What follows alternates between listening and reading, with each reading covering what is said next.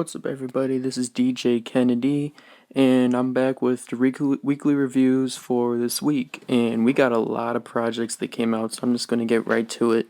First project that came out was TFly, and TFly is from Compton, I want to say, and he's a close affiliate of DJ Mustard, YG, basically that whole scene. And he came out with, I believe this is his debut album actually, called Star. And TFly, he's a singer rapper, and I was expecting really just more mustard type beats, maybe a YG feature here and there, and there wasn't a YG feature, and there was maybe a few mustard type beats, but like it started off really poppy. And I mentioned before, I think in my Kidding review, that I'm not really a fan of that.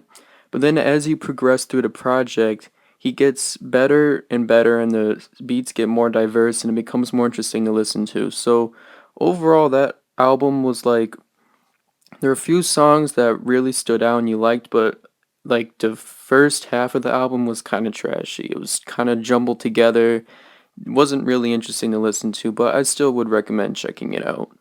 Then we got Tweezy, and Tweezy, I'm gonna be honest, I never heard of before this mixtape dropped, and I looked at the mixtape, saw some of the features, Troy Ave and whatnot, and I thought, okay, I'll give this guy a chance. And so I listened to it, and it was dope. I mean, Tweezy, he's got some nice beat choice on this. He's got an ear for beats, and his lyrics, like, they aren't like great, but they're good enough to keep you intrigued, and his flow is pretty good too. So really, it wasn't a bad project to listen to at all. Like, I'm interested to hear what Treasy has to come out with in the future, because that project wasn't bad.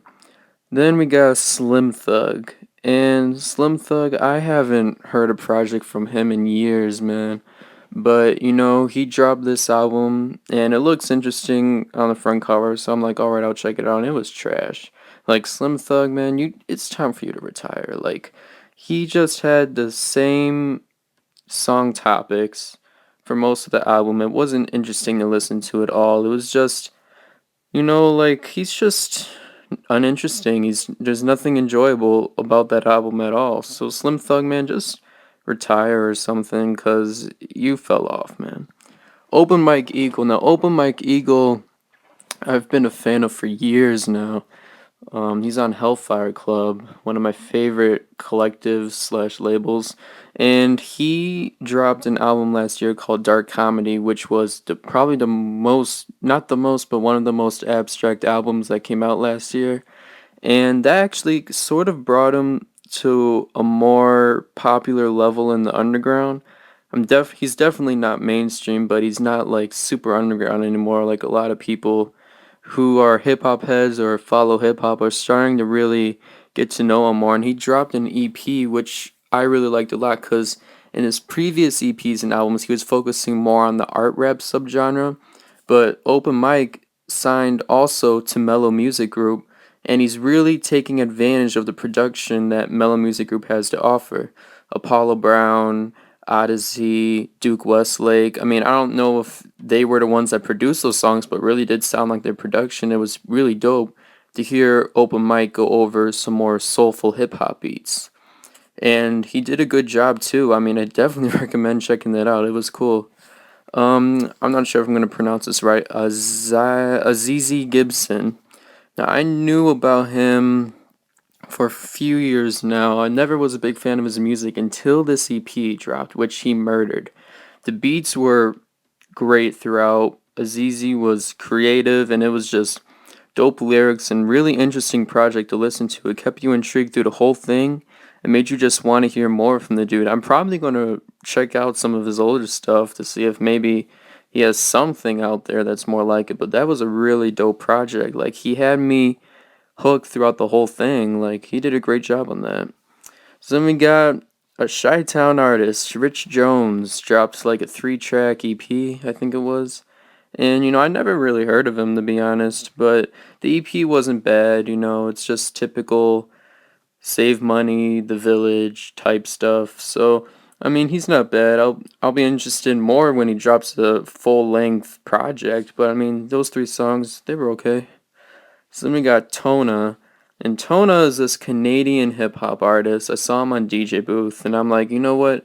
I'll check the dude out. And he wasn't bad, but he was boring to listen to. Like, I like the samples he used in a lot of the songs, and he's not a bad artist. He's pretty creative, but he's boring though. Like, he's difficult to listen to without falling asleep or wanting to just skip every song to get to the next project. You know, if he could just make his music more interesting on his next project, I think he'd do a lot better. But that project wasn't that great for me.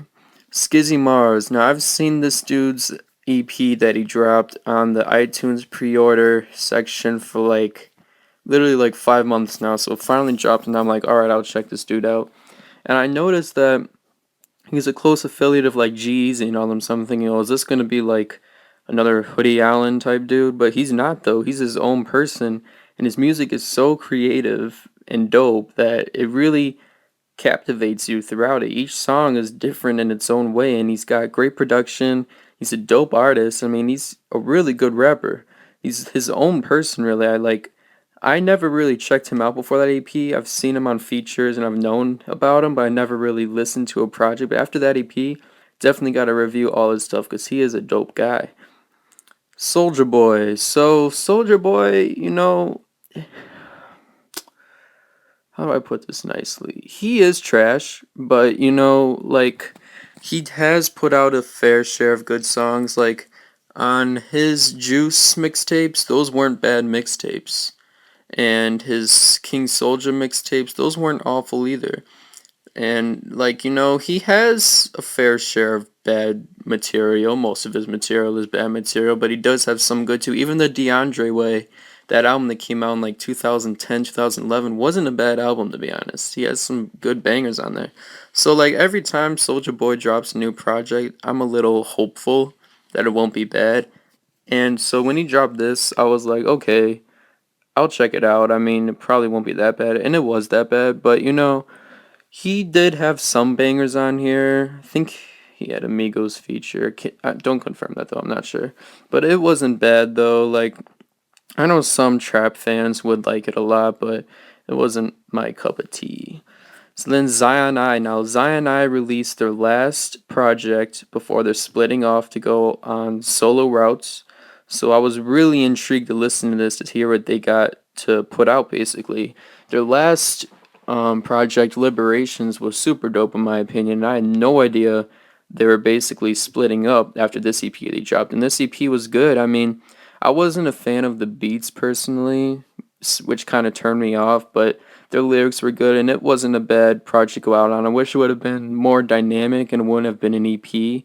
It would have been like an album that they went out on, but it's not bad. It wasn't bad. Then we got this dude, one of Talib Kweli's proteges, I guess. His name's Nico Eyes, or is. I'm just gonna call him Nico. And he dropped an album, and I found out about him from that compilation mixtape Talib dropped. I think it was towards the end of 2014. And so I liked that song he had on there. So then I checked this album out, and it was great. This dude is such a great artist. He has potential to be like up there with Kendrick Lamar and J. Cole and those like sort of mainstream artists that still get respect from the underground. He has potential to be like one of those guys, and I really hope that he works his way up there because this was a super dope project. If you haven't listened to this, you need to because it was dope. Great job to Nico. And then we got your old Droog, and this guy is so boring to listen to. He's like a white Nas, basically. I think he's white. From the pictures, he looks like he's white. And he's just boring to listen to. Like, he's not a bad rapper. He's talented, but he's just so boring to listen to. I found myself sleeping through the project. But, his talent is what really made the project not a bad project. Without his talent, though, it would have been awful. Hodgy Beats. So Hodgy dropped a surprise EP on All of Us, and that was super, super dope. The Denna Tape 2, I was not expecting it to come out, and I wish, like, I can't wait for a no DJ version because Don Cannon kind of ruined a lot of it, but he had so much diversity. He had Domo Genesis feature on it, and him and Domo went in on the two songs that were on together. And then he had some soulful beats on there, which I love when Hodgy goes over soulful beats. Then he had the traditional, like, mellow hype, Odd Future type beats, and he just killed every single track on there. It was dope. I enjoyed it a lot. Can't wait for Hodgy to drop, like, an album. He's gonna kill it. Young Sizzle, this dude's from 808 Mafia, and he dropped probably one of the worst tapes that's gonna come out this year. I mean, this dude's worse than Zeus. These are the type of trap rappers I don't want to see in the game, because they're just so bad. Like, if Young Sizzle produces, stick to producing, because he got Tarantino on the beats and stuff, like, because he's from 808 Mafia, so he can get that. But like, he ruined the beats, and they weren't bad trap beats. Like, you put Gucci Mane or someone like even Migos on there, and they'll kill it way better than Sizzle did. Sizzle didn't even kill it; he ruined it. Next is Adrian Lao, and Adrian Lao I first heard about last year, towards the beginning of the year. He did a project, and he was on Harry Fraud's label, I believe, and Harry Fraud produced a lot of the beats in that project. So now he just came out with an EP that had, I think it was Hannibal King on all the beats, and Adrian Lao is a dope MC. He's really talented and underrated because, he doesn't have the best beat choice, even though Harry Fraud's a dope producer and Hannibal's decent, but like, he doesn't choose beats that he can. I think he's still trying to find his style, really, but he's a dope rapper, and I just can't wait to see what he has in the future because he completely killed that EP. Lyrical wise, he killed. The beats weren't great, but like on that song Green Street, it was super dope. I can't wait to hear what he's got. Lil Chris. So Lil Chris from the K-Town area in Chicago. He's a bop artist who also does drill. And I've been anticipating this project because I never really heard a Lil Chris project before. And it wasn't bad. I can't say I'm a fan when he's making drill songs. When he's making his bop songs, he kills it every time. So Chris basically, he had DJ Moondog hosting it, so that's a plus. But the more sort of bop type songs he makes, the better artist he is. But drill will probably drag him down a little bit, but he's got potential though. I'm interested to see where he goes. Wave Chappelle. Now this guy is a super dope artist, probably my favorite out of Wisconsin right now. But the thing that really, like, I don't understand is he signed to Yo Gotti's record label, yet his music is like, he could do great on Mellow Music Group, Top Dog, Decon, labels like that. That's where he really belongs. He doesn't belong on like CMG, but he's definitely the most talented artist on there. And this EP was just straight fire throughout. Good job with. Last but not least, we have Shy Girls. And when I saw this on DJ Booth, I was like, what is this? But when I listened to it, it was like Party Next Door, The Weeknd, just classic GOAT OVO type stuff, and he killed it. They did a great job. Rome Fortune was featured, Antoine was featured, and they just did a great job. These beats were great.